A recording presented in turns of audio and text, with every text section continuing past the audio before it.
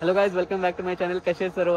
आणि मी आज लायब्ररीला आलोय कारण मला प्रेझेंटेशन बनवायचे आहेत. आणि विषय असा आहे, इथे पाऊस पडल्यामुळे आमच्या घराची लाईट गेली आहे. ड्यू टू सम रिझन्स मला लायब्ररीला यायला लागले. आणि तसं संडेला आणि सॅटर्डेला येतोच लायब्ररीला. तसं पण आता इथे पाऊस पडलाय आहे. नो, इंडियामध्ये खूप गरमी झाली आहे आणि पण तुम्हाला सर्व्हाइव्ह करायचंय. आता तर सध्या मार्चचा महिना आहे, अजून मेचा महिना येणं बाकी आहे, लग्न बाकी आहे अजून. ते सर्व्हाइव्ह करा त्या. आणि सध्या temperature is like 1 minute 6 normal it's the normal temperature for us. खरंच, कारण आम्ही -10, -9, -17 पण बघितलंय. मायनस इज लाईक आमच्यासाठी नॉर्मल होतं, पण आता 6 आहे, so it's more normal. So let's continue.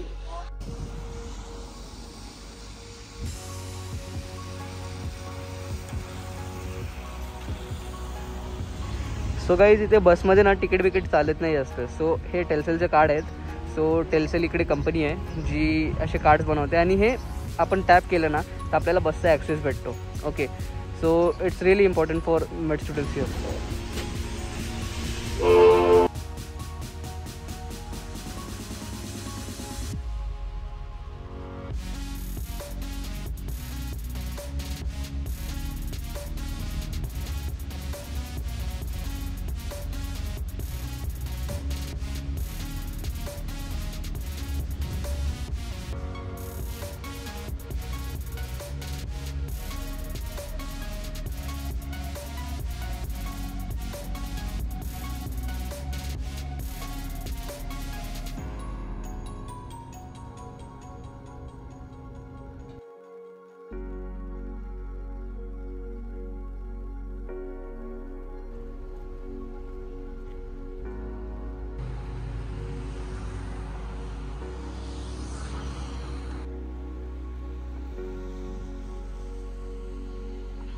So guys, मी सध्या नॅशनल लायब्ररी ऑफ आर्मेनियाच्या बाहेर उभा आहे. ओके, आणि ही लायब्ररी ना अलेक्झांडर तामान्यन, इकडे खूप मोठा आर्किटेक्चर होता, त्याने पूर्ण येरेवानचं हे आर्किटेक्चर केलं होतं. ही लायब्ररी 1939 मध्ये हिचं काम झालं पूर्ण. आणि ही 1832 पासून फाउंडेड झाली. म्हणजे ही जी बिल्डिंग होती ती 1939 मध्ये झाली आहे, बट जी लायब्ररी आहे ती 1832 मध्ये डिस्कवर झाली. ओके, आणि YSMU, ओके, इकडची खूप मोठी युनिव्हर्सिटी आहे YSMU नावाची. ती स्टेट मेडिकल युनिव्हर्सिटी आहे, येरवान स्टेट मेडिकल युनिव्हर्सिटी. ती सुद्धा अलेक्झांडर तामान्यांनीच बनवली होती. सो गाईज, हा आमचा लायब्ररी कार्ड आहे. ओके, हा तिकडे टॅप करायला लागतो आम्हाला आणि त्यानंतर आम्हाला लायब्ररीचा ॲक्सेस भेटतो.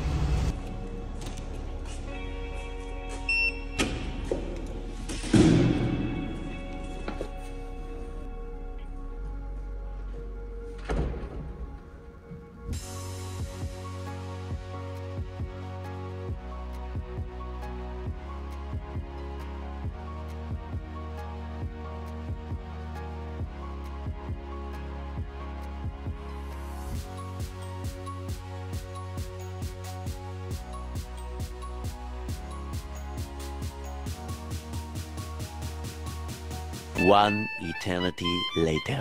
सो गाईज, मी आता सध्या लायब्ररीमधनं निघालोय आणि आता मला थोडं बोर झालं. तर माझ्यासोबत जो आहे नियर त्याला पण बोर झाला. सो आम्ही जरा बाहेर निघालो आणि आता आमच्यासोबत तुम्ही सिटी एक्सप्लोर करा. ती सिटी आमची एवढी भारी आहे की तुम्ही बघून म्हणजे तुम्हाला बघण्यासारखीच इच्छा होईल. आणि ही तरी व्हिडिओ 4K मध्ये आहे, बट जेव्हा तुम्ही प्रत्यक्ष डोळ्यामध्ये ते बघता आणि तो क्लायमेट अनुभव करता, सो गुड. आणि मध्ये म्हणजे सूर्य येतोय, सूर्य जातोय. आता सुद्धा म्हणजे पावसाचं हे येतोय, एक पाऊस पडेल असा, बट तरी एवढा ब्युटिफुल आहे की तुम्ही फील नाही करू शकत. भाई, खरं सांगतो, तुम्ही ती फील घेऊ शकत नाही जी मी करतोय सध्या.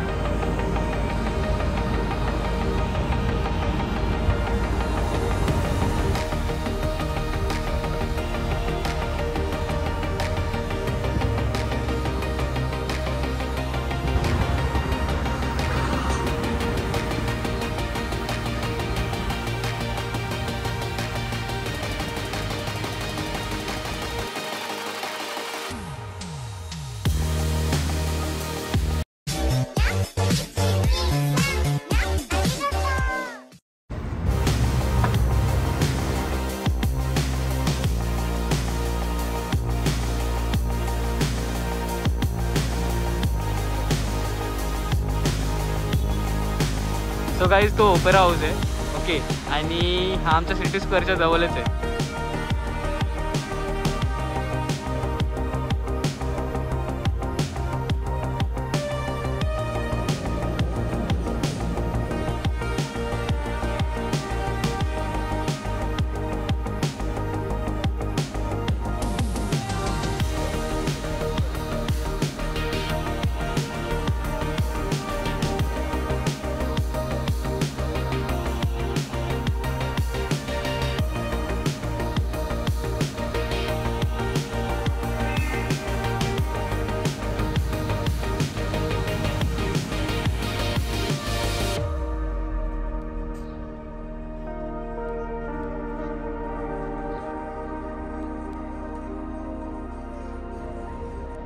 ही पॉल कॉफी आहे.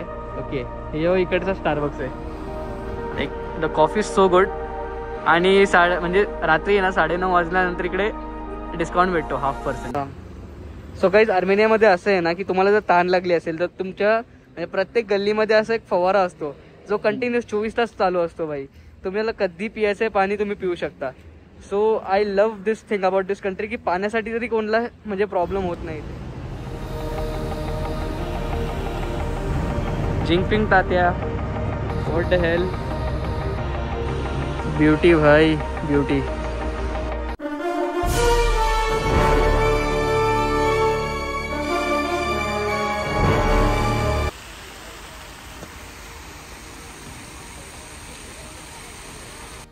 सो गाईज, आपल्या इंडियामध्ये कसं असते की लाईक मॉलसाठी एक वेगळी जागा असते, एक लाईक वेगळा स्ट्रक्चर बनतात, पार्किंग लॉट्स, हे सर्व तिकडे खूप मगजमारी असते.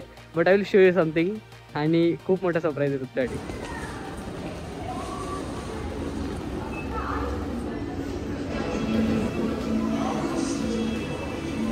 गाईज, हे सर्व अंडरग्राउंड आहे, पूर्ण मेट्रो सिटी आतमध्ये खालती.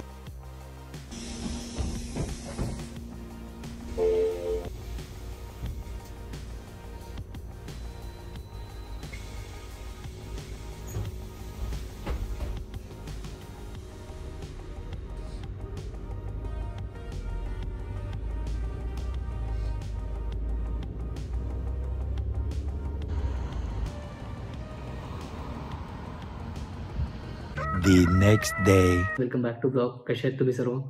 आणि आता हा मी ब्लॉग आहे ना तो एंड करू शकतो. But I want to give some medical advice तुम्हाला सर्वांना, की माझं एवढंच म्हणणं आहे की भले तुम्ही ब्लॉग नका बघू पूर्ण, पण ही मेडिकल ॲडवाईस घ्या. तो आजचा जो टॉपिक आहे, जो मी बद्दल बोलणार आहे, ती आहे प्रेग्नन्सी. ओके, जेव्हा एक महिलेला माहीत पडते की ती प्रेग्नेंट आहे, ओके, त्या टायमाला असं समजा की तिच्या बॉडीमध्ये फक्त ती नाही, तिचा बालसुद्धा आहे. आता त्या बालाच्या डेव्हलपमेंटसाठी त्याचं पूर्ण ब्रेन, त्याची पूर्ण बॉडीचे सेल्स डेव्हलप होतात. त्या टायमाला पूर्ण मायटॉसिस होतं, बॉडीच पूर्ण डेव्हलप होते. सो त्या टायमाला एक एलिमेंट खूप त्यांना गरजेचं असतं, तो आहे फोलिक ॲसिड. सो फोलिक ॲसिडचे टॅबलेट्स आहेत ना, युजली डॉक्टर प्रिस्क्राईब करतात जेव्हा एक म्हणजे महिला त्यांना सांगते की बाबा मी प्रेग्नेंट आहे. सो तेव्हा ते एक त्यांना कंपल्सरी 2 महिन्यासाठी तरी त्यांना फोलिक ॲसिड देतातच. फोलिक ॲसिडचे टॅबलेट त्यांच्या बॉडीनुसार, त्यांच्या बॉडी मेटाबॉलिझम कसं आहे त्यानुसार तेवढं mg देतात. ओके, तर जेव्हा आपल्या पोटामध्ये बाळ असतं तेव्हा काय होतं की लाईक त्या टायमाला फोलिक ॲसिडची कॅपॅसिटी खूप वाढते बॉडीमध्ये, कारण त्या बाळाचं न्यूट्रिशन गरजेचं आहे, त्याला पण मोठं व्हायचं आहे. सो जर तुम्ही फोलिक ॲसिड बरोबर घेतला नाही त्या टायमाला, तर असे कॉम्प्लिकेशन होऊ शकतात की आपण त्यांना म्हणजे तुम्हाला समजणार पण नाही की कसं होतंय ते. पहिलं तर स्पायना बिफिडामध्ये काय होतं माहिती आहे का, तुमच्या बाळाचं आहे ना पाठीचा जो कणा आहे, जो स्पायनल कॉर्ड आहे, तो बरोबर डेव्हलप होत नाही आहे आणि तो प्रोट्रूड होऊन असं बाहेर येतो. मग ते आपण बघू शकतात त्यामध्ये. त्यानंतर येतो ॲनेन्सेफॅलीमध्ये काय होतं माहिती आहे का, तुमच्या बाळाचा ब्रेनच डेव्हलप होत नाही, आणि म्हणजे ब्रेन डेव्हलपमेंट नाही झाला तर तुम्हाला माहिती आहे काय होतं पुढे, आणि युजली डेथ होतात त्यांच्या पोरांचे. सो असे पण सिम्पटम्स आहेत, तर तुम्ही म्हणजे डिझिजेस होतात, सिम्पटम्स नाही.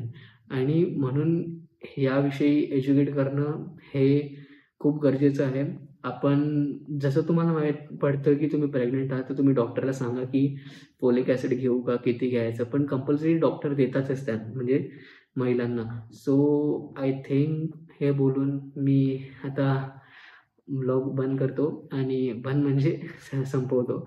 So I hope you like the blog. Typical YouTuber things like share subscribe करा. काय तुम्हाला आवडते नाही आवडते तुम्ही सांगू शकता कमेंट्समध्ये, ओपन आहेत.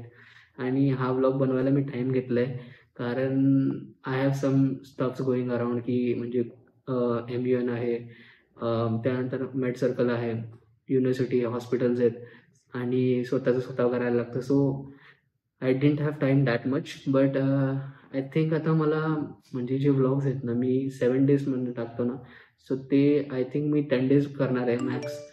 So I will see how is the response on this vlog. And इथपर्यंत बघण्यासाठी थँक्यू आणि बाय. जय गुरु.